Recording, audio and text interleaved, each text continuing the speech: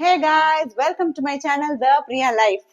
இன்னைக்கு ஆக்சுவலி என்ன போடலாம் நான் வந்துட்டு யோசிச்சுட்டு இருந்தப்போ மோஸ்ட் ரெக்வஸ்டட் வீடியோ தான் இன்னைக்கு நான் போட போறேன். ஆக்சுவலி என்னோட மார்னிங் ரொட்டீன் வீடியோ நிறைய பேர் பார்த்திருந்தீங்க. அந்த வீடியோல என்னோட இட்லி வந்துட்டு is not the usual idli, right? It's the red idli, we can also say ragi idli. அந்த ராகி இட்லிக்கு எனக்கு நிறைய ரெக்வஸ்ட் வந்தது, இந்த மாதிரி எப்படி பண்ணுவீங்க, அது ரெசிபி சொல்லுங்க அப்படி சொல்லிட்டு.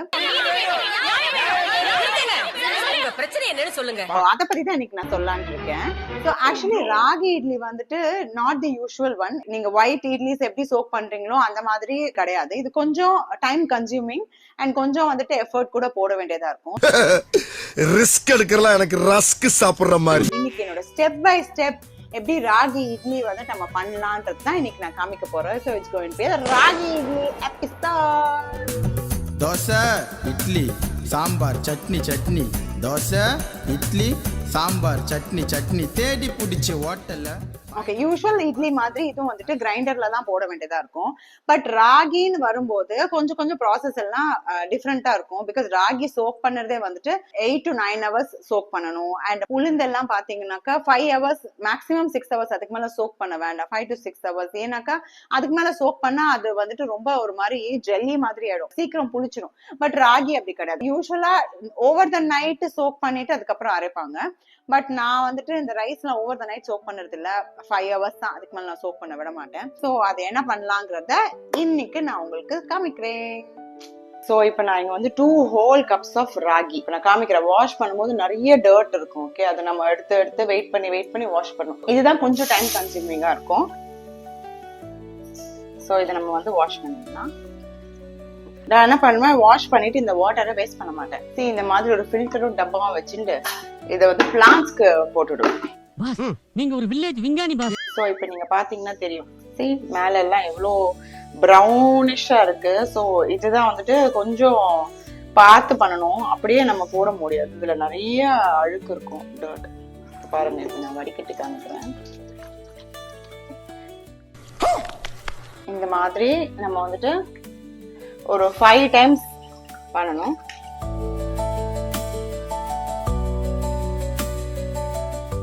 இதுக்கப்புறம் இதை வந்துட்டு தூக்கி போட்டுருவோம், இதை பிளான்ட்ஸ்க்கு ஊத்திடலாம்.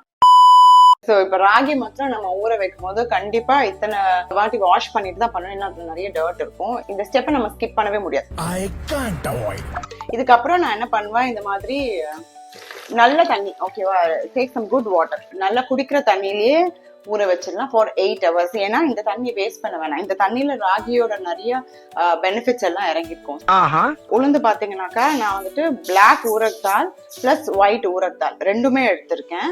இதோ இப்போ இந்த கப் எடுத்தேன் இல்லையா, இந்த கப் மெஷர்மெண்ட்லயே பிளாக் ஊரத்தால் அண்ட் ஒயிட் ஊரத்தால் பிளஸ் ரைஸ் பாத்தீங்கன்னா brown rice and idli rice ரெண்டுமே எடுத்திருக்கேன். ஓகே, இது நான் இப்போ சோக் பண்ண மாட்டேன். இது வந்துட்டு ஒரு 10 o'clock டைப்ஸ். என்ன, நான் ஒரு 4 o'clock மாதிரி தான் மாவு அரைப்பேன். காலையில ஊற வச்சு ஈவினிங்கா மாவு அரைச்சிடுவேன். Later that same evening. Yes, நம்ம காலையிலேயே ஊற வச்சதெல்லாம் ரெடி ஆயிருக்கு. இப்போ இதை வந்துட்டு இப்ப ஃபர்ஸ்ட் வந்துட்டு எப்போதுமே உளுந்து தான் போடணும். நான் சொன்ன மாதிரி இந்த தண்ணி எல்லாம் வந்துட்டு குடிக்கிற தண்ணி தான். ஸோ இந்த தண்ணி வேஸ்ட் பண்ண வேண்டாம். இந்த தண்ணியே யூஸ் பண்ணி நம்ம வந்துட்டு இதை அரைக்கிறதுக்கு எடுத்துக்கலாம். ஓகே,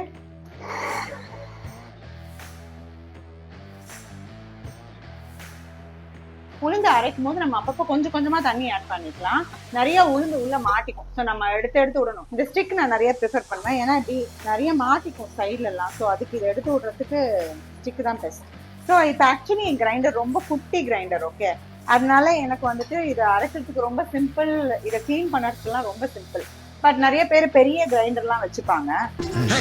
அது வந்துட்டு எப்படி பண்ணணும்ன்றதெல்லாம் வந்துட்டு செட் பண்ணணும், எனக்கு அது தெரியாது.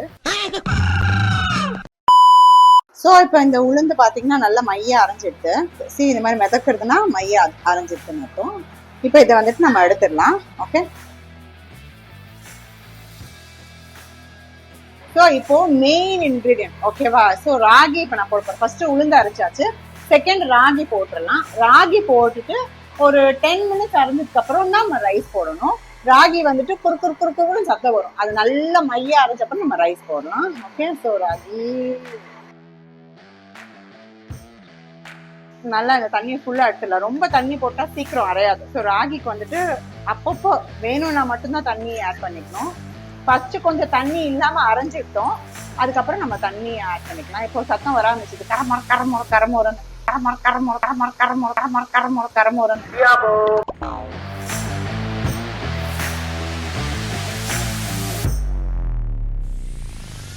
ஸோ இதுல நம்ம அரிசி எல்லாம் போட்டாச்சு. அரிசி போட்டதுக்கு அப்புறமும் கூட அப்பப்ப தண்ணி தெளிச்சிட்டு நம்ம வந்துட்டு இந்த மாதிரி சைட்ல எடுத்து விட்டுக்கலாம். ஏன்னா அது கண்டிப்பா சைட்ல எல்லாம் மாட்டிக்கும். ஸோ இந்த மாதிரி சைட்ல எடுத்து விடும்போது தான் அது நல்லா அரையும். இன்னொரு 2-3 மினிட்ஸ் போறோம், அவ்வளவுதான். அதுக்கு அரைஞ்சிடுச்சுனாக்கா நம்ம வந்துட்டு உளுந்த இது கூட சேர்த்து நம்ம உரத்தால் உளுந்தையும் ஆட் பண்ணிடலாம். ஓகே. ஸோ இப்போ இந்த ரைஸ் ராகி அரைஞ்சிட்டு இட்லிக்கு எப்படியோ அப்படி அரைஞ்சிட்டு இதுல வந்து நான் இந்த உளுந்தையும் ஆட் பண்ணிடுறேன். ஸோ அப்போ நம்ம மிக்ஸ் பண்ண தேவையில்லை. இந்த இதுலயே உளுந்து ஆட் பண்ணிட்டா கையில மிக்ஸ் பண்ணணுன்ற அவசியம் இல்லை. ஒன்னா போட்டுட்டு 2 பாத்திரத்துல நான் வந்துட்டு ஸ்ப்ளிட் பண்ணி வச்சிருவேன் மாவை. மாஸ்டர் புல்லட் பாண்டி இதோ வந்து விட்டான்.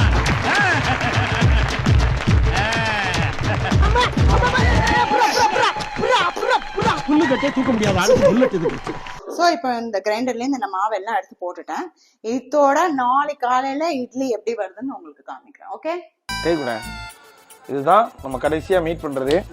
பாய். The next day. So yes, நேத்து அரைச்சாச்சு மாவு. இப்போ வந்து இது பொங்கி இருக்கும். ஓகேவா, இது நம்ம எப்படி இருக்குன்னு இப்ப பாத்துடலாம். Okay, come. என்ன கருமையா இது?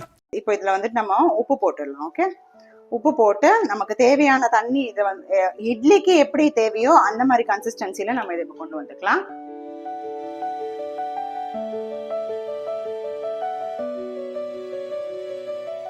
சோ இப்போ இட்லி ஆயிடுது. ஓகே, எப்படி என்ன ஏதுன்னு I will show you guys.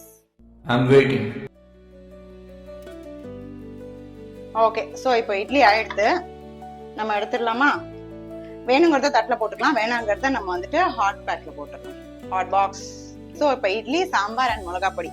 இன்னைக்கு வந்து நான் ரேடிஷ் அண்ட் முருங்கா போட்டு சாம்பார் பண்ணிருக்கேன். See how soft, சூப்பரா இருக்கும். ஓகே, சோ இந்த இட்லி ரொம்ப தின்னாதான் இருக்கும். நீங்க வந்துட்டு இது வெயிட் போடுன்ற கவலைப்பட தேவையில்லை, ஏன்னா இது ராகி இருக்குன்றதுனால ரைஸ் கம்மி. சோ இது நீங்க எவ்வளவு வேணா சாப்பிடலாம். சோ கண்டிப்பா நீங்க ட்ரை பண்ணுங்க. I'm sure you will enjoy it. Hope you all like this video. இந்த ரெசிபி உங்களுக்கு கண்டிப்பா யூஸ்ஃபுல்லா இருக்கும். 100% உங்களுக்கு பிடிக்கும். கண்டிப்பா ட்ரை பண்ணுங்க. Like, share and subscribe my channel. Thank you so much for watching. Tada, bye bye.